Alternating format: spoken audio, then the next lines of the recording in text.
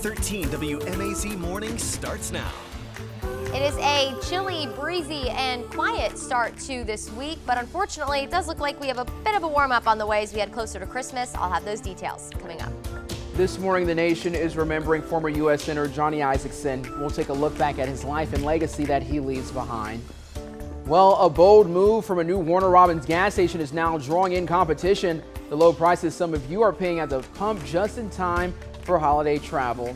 Plus, time is winding down for you to secure those holiday gifts. We'll share a few tips for those who still have things to cross off their list but don't want to risk shipping delays. Well, good Monday morning. You're taking a live look over a beautiful downtown Macon. The time is now 6:30 a.m.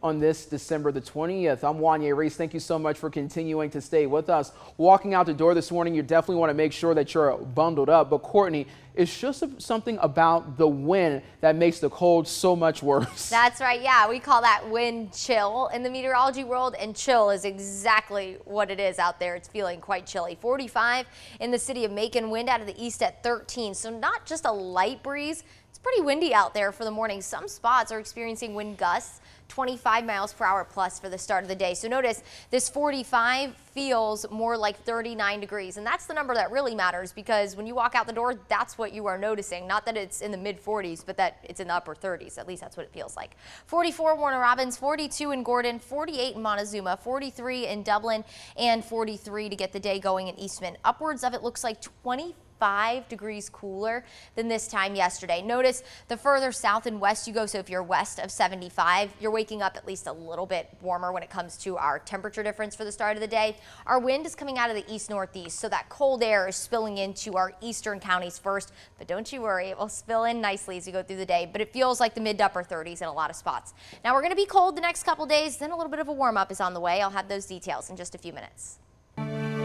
Well, thank you, Courtney. Georgia has lost a giant and one of its greatest statesmen. That's how Governor Brian Kemp is remembering longtime legislator Johnny Isakson. The former U.S. Senator died in his sleep yesterday morning at his home in Atlanta, less than 2 weeks before his 77th birthday.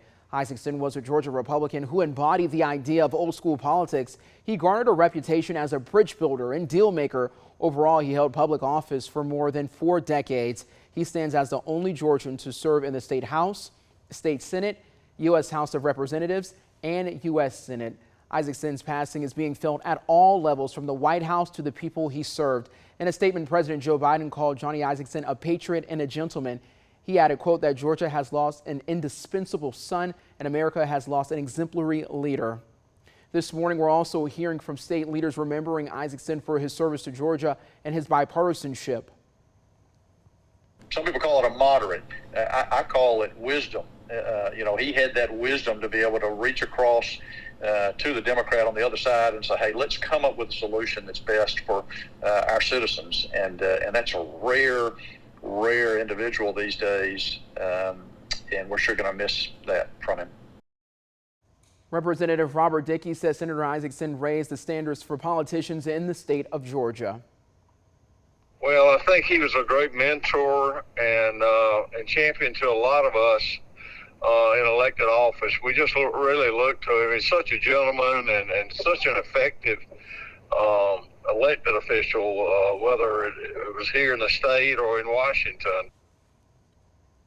Senator Isakson lived a life of public service that continued after he left the Senate in 2019 for health reasons. He created his own organization, raising millions of dollars to continue Parkinson's research and teaching. Isakson disclosed in 2015 that he had been diagnosed with Parkinson's, a chronic and progressive movement disorder that had left him with a noticeably slower, shuffling gait. Soon after winning re-election to the U.S. Senate in 2016, he underwent a scheduled surgery on his back to address spinal deterioration. He stepped down from his Senate seat with 2 years left in his term as the illness took its toll physically. He frequently depended on a cane or wheelchair in his later years. Among those paying respects is Isakson's collegiate alma mater, the University of Georgia. In a statement, UGA says that Isakson will be remembered as a true statesman and a dedicated public servant, and that the school will continue to honor him through the work of the Isakson Chair for Parkinson's Research. We have much more on the life and legacy of Johnny Isakson on our website. That's at 13WMAZ.com. And here at 13, our condolences are certainly with his family and friends as they go through this process of grieving.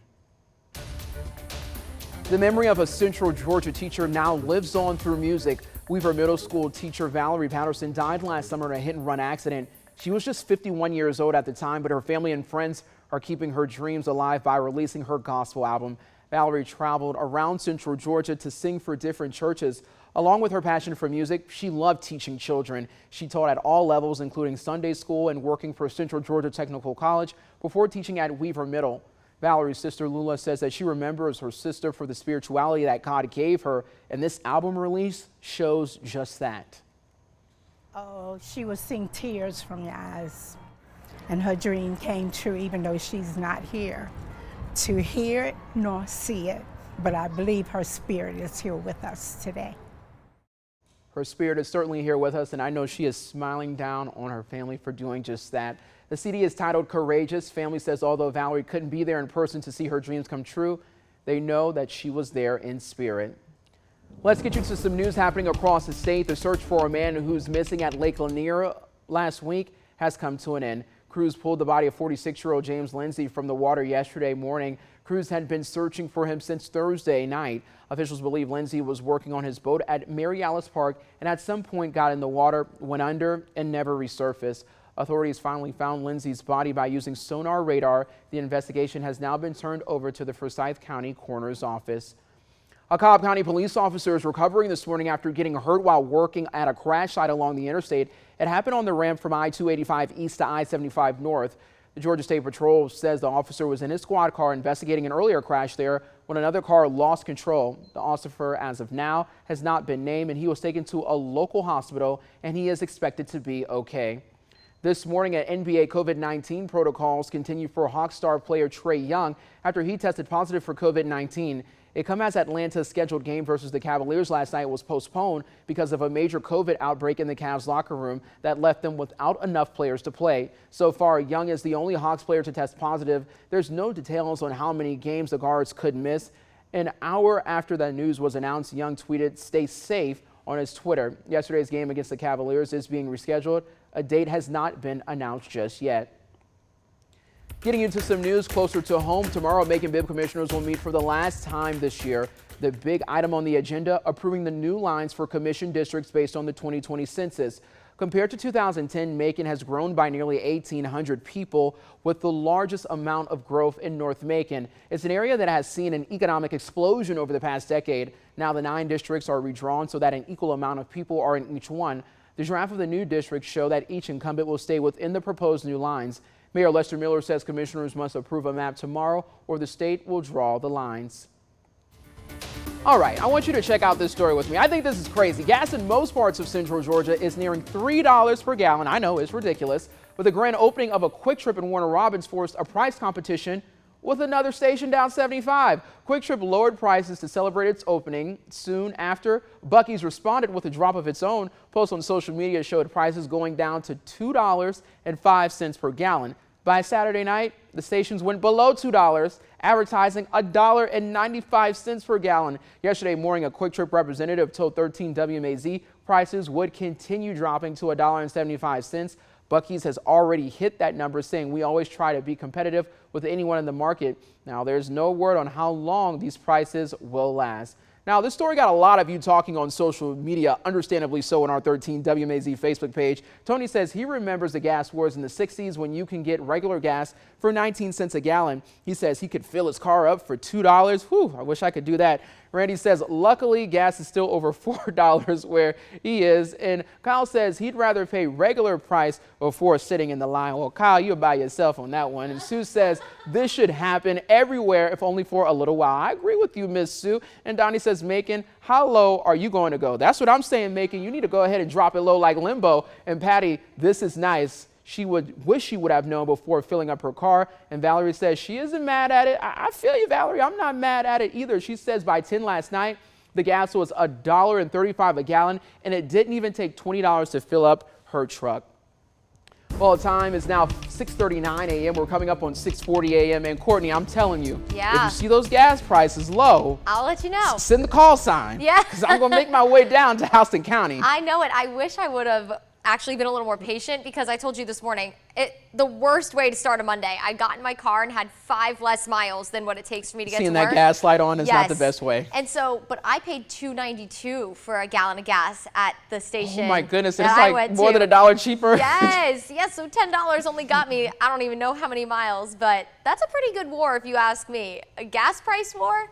Hey, supply and demand, if you got it, then people are going to come for $1.75, $1.35 gas, especially with where it's been lately. So take advantage of it. I imagine that's going to be a busy gas station this morning as we kick off the week.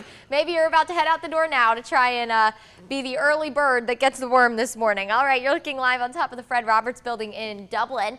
A few people making their way out and about this morning, and if you are about to do so, it is cold out there, 43 right now in the city of Dublin. Now it's the wind that's going to make it feel colder. East-northeast wind at 8 in Dublin, so it feels more like 38 degrees. Why is this wind direction so important, though? When wind is coming out of the northeast like that, that's going to pull in that cooler air, so we are going to be quite chilly to start the week, and that is going to be thanks in part to a wedge. A wedge is building in, so that'll leave us a little more cloudy today and also cool to kick off the week. 45 in Macon and 44 in Warner Robins. We're at 42 in Gordon, 48 in Montezuma and in Unadilla. So the further south and west you go, you're just a little warmer as that cold air coming in out of the northeast hasn't quite made it, but it is still plenty chilly this morning. You factor in the wind. Right now we're experiencing wind anywhere between 6 to 13, gusting as high as 16 in Eastman. It is feeling colder, and just so you know, it is going to stay a little bit on the breezy side today. Just keep that in mind as you're making your way around town and driving. Be sure both hands are on the steering wheel today, as we could have those wind gusts upwards of 25. So it does feel more like 39. It feels like 35 in Cochrane, and in Eastman feels like 37 in Wrightsville. That wind chill definitely there this morning. We're going to stay dry today. That will change as we head into the evening. So by 5 o'clock, if you're south of Macon, could have a few showers roll in, and that will continue through the overnight hours, all ahead of a low pressure system that's going to make rain fairly likely tomorrow. So here it is, currently riding along the Gulf Coast, bringing plenty of rain to parts of Texas and Louisiana this morning. And as that continues to push off to the east, it will sink to our south. But in the meantime, what it's going to do is pull in a lot of Gulf moisture. Notice the way that low pressure centers or systems rotate counterclockwise. That's going to pull in a lot of moisture from the Gulf and offer us a widespread rain chance for the ride to work tomorrow. It's going to be quite the rainy commute. Keep that in mind. A few heavier downpours, especially the closer to the center of circulation you get, will be possible. And thankfully, we won't have any thunderstorm activity as we are on top of that low. It's not going to offer us any kind of thunderstorm activity. That'll stay well to the south. We'll be cooler behind it. We'll wake up in the 30s Wednesday through Friday, which is of course Christmas Eve, but a chilly rain on the way for tomorrow. Highs only in the mid 40s. Low 60s for Christmas Eve and low 70s for Christmas Day.